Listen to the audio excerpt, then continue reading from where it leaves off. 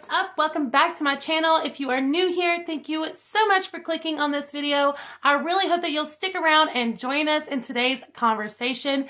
Y'all, we have got to talk about Katie Joy's lawyer, Mr. Brown. So in my last video, actually talking about this lawsuit, we're talking about how Mr. Brown was actually asking Tati and her legal team for reimbursement on the Lorianne and Nat Kennett declarations. He basically said that these declarations were a waste of time, effort, and money, and that he and Katie wanted to be reimbursed because of it. Now, since that filing, Mr. Brown has filed not one, not two, not three, but 4 more different filings, you guys, that we have not talked about here on my channel because half of them, honestly, were just completely irrelevant. And one of them actually got thrown out of court in general because it didn't follow local court rules. At this point, we all have our thoughts and opinions on Mr. Brown and what he's doing, but today is going to be a video all about speculation.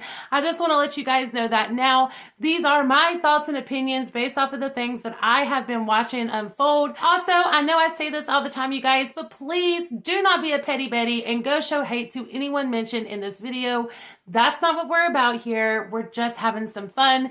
It's not that serious. As most of you guys probably know, Mr. Saltz, which is Tati Westbrook's lawyer, did put in a new filing this week. If you have not seen those documents broke down in full, I will leave a video down below that will help you get brought up to speed, give you all the deeds. In my opinion, in a nutshell, they were fire. Mr. Saltz is a good lawyer. In my opinion, I think he's great at what he does. We're not going to break down the whole lawsuit, but I did want to talk to you guys about a few things within it that I did find very interesting about Katie Joy's lawyer. The first thing that really did grab my attention throughout all of this, if you guys remember, Mr. Brown has been trying to spin this narrative that Lorianne had pretty much already agreed to working with him and doing the declaration in support of Katie Joy. That was this narrative that Brown has been trying to spin. It's a whole hoopla, I know. Mr. Saltz did mention that in this declaration, and there was some hot tea and shade within this, you guys. Mr. Saltz's declaration, he says the Lorianne declaration that did not get signed with Mr. Brown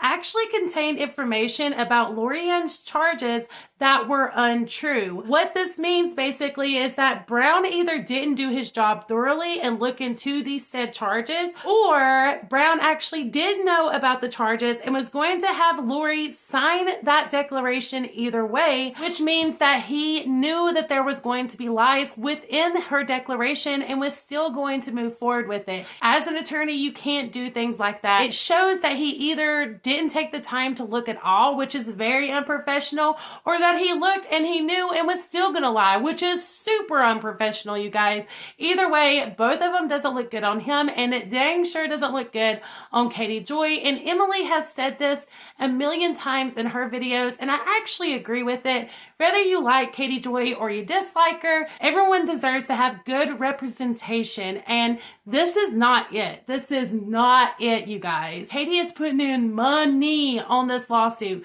So to be putting in that kind of money and not even getting a good lawyer, oh, that's so bad. And I really do feel for her in that situation. Of course, they also mentioned the January 4th declaration where Katie lied about having relations with Lorianne in general. And of course, this caused a domino effect truly, because this is when Lorianne realized that, okay, they're just using me. And she made this huge flip and decided to go in support of Tati Westbrook. It was around this time as well that Lorianne deactivated all of her social media accounts. And this is really when Salt started looking in her direction and saying, oh no, this isn't good, because if there is a conversation between her and Katie, it's going to be gone. And that's when he reached out to Mr. Brown to say, hey, we need to subpoena her to court so that we can have control over her social media and see the conversations between her and Katie. Mr. Saltz shares this interaction that he had with Lorianne in full. Everything is right here from the very beginning. He basically shares these messages just to prove that Brown's statements were false about Saltz's interactions with Lorianne and the other parties involved with all of this. Another thing that I found very unprofessional on Brown's part is there's actually proof here that Lorianne had mentioned reaching out to Saltz multiple times. She wanted to talk to Saltz,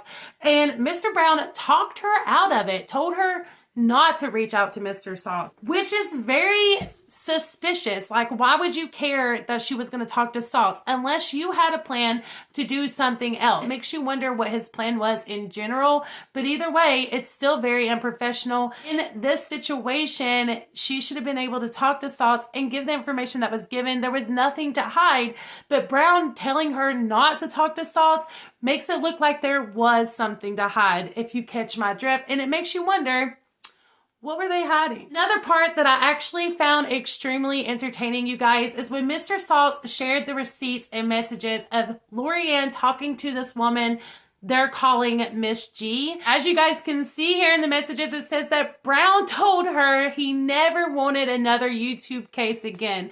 And this, you guys, is just funny. It's funny to me. It was probably way more than he expected. I know Emily has said that he's used to doing more things like circulated around insurance type things. So this is completely out of his realm. This is not what he's used to, and I'm sure it is extremely overwhelming. Bless his heart, you guys. It's entertaining and it's funny, but at the same time, it's really, really sad too, because obviously he was not expecting things to blow up the way that it has, and it makes you wonder if he really is just overwhelmed and this is too much for him, even as an attorney. I know it's unethical and you don't hear of it happening much, but maybe he is not the lawyer that should be representing Katie Joy, and maybe, just maybe, that is exactly why he's doing all of these crazy things. Like I said, this video is full of speculations. I believe that he may be doing whatever he can possibly do to not have to represent Katie Joy anymore. Could I be wrong? Absolutely. Is this speculation? Absolutely. But this is my thoughts on it, you guys. There's too many things that he's done that is just like, why would you do that? Unless you are trying to get off the case in some way. It literally looks like he's throwing things away. That's what it looks like, in my opinion. You guys, let me know yours in the comments down below. Do you believe that Katie Joy needs a different attorney to be representing her? And what do you think the courts are going to think about all of this? Let me know your thoughts in the comments down below. Also, if you want to stay in the loop with everything going on in the drama world, be sure to hit the subscribe button and tap the bell for post notifications. That way you guys are notified every single time I upload. I appreciate you guys to the moon and the stars. And until next time, guys,